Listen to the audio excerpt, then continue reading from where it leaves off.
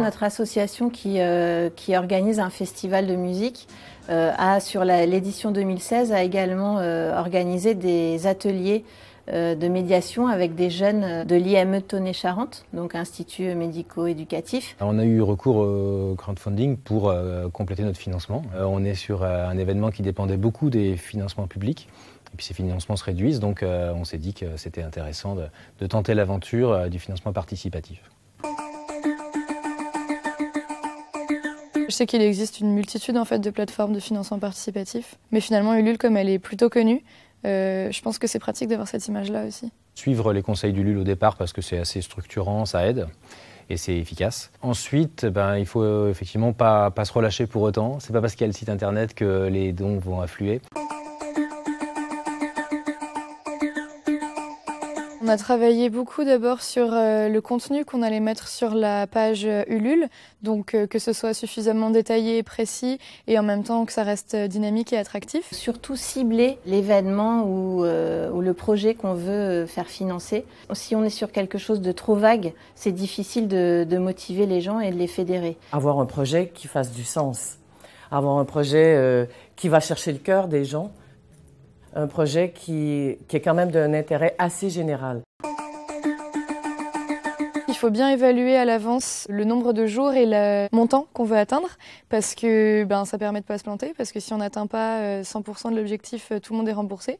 Donc je pense qu'il vaut mieux viser un petit peu moins haut si on commence plutôt que pas atteindre son objectif. Il faut être très explicite sur 1 euro donné, ce qu'on peut défiscaliser sur 1 euro. Et quand on a la possibilité de défiscaliser, c'est très important parce que la partie de défiscaliser, ça permet peut-être à des donateurs de donner un petit peu plus. Il faut rester réaliste sur les contreparties parce qu'on peut faire des promesses, il faut être en mesure de les tenir, ces promesses. Et de s'assurer qu'on n'est pas sur des contreparties qui sont plus importantes que la valeur du don aussi.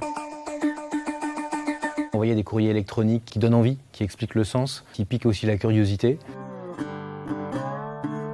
Je pense qu'il faut avoir des moyens techniques, genre photos, vidéos, des choses vivantes pour donner envie aux gens de participer.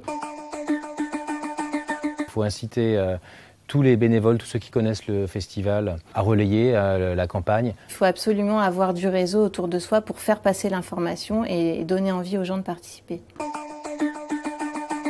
On a travaillé beaucoup sur les relances aux gens en envoyant différentes newsletters. Envoyer donc des infos pour tenir au courant les uns les autres de l'avancée du projet et dire quand on a franchi certains paliers pour dire ça y est, on y est presque, motiver les gens à continuer à y aller.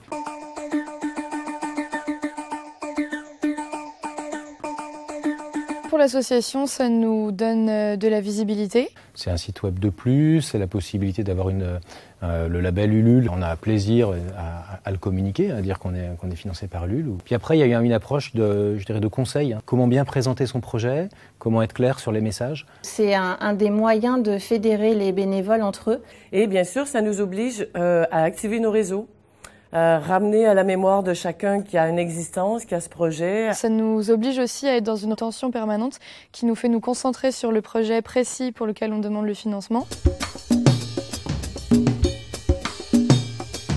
On a en fait dépassé l'objectif de 100%. C'est très rassurant parce que ça donne envie de continuer les campagnes. Donc cette année, pour la nouvelle édition du festival, on compte lancer une nouvelle campagne Ulule. C'est pas poser la question. Oui, on retourne sur cette plateforme.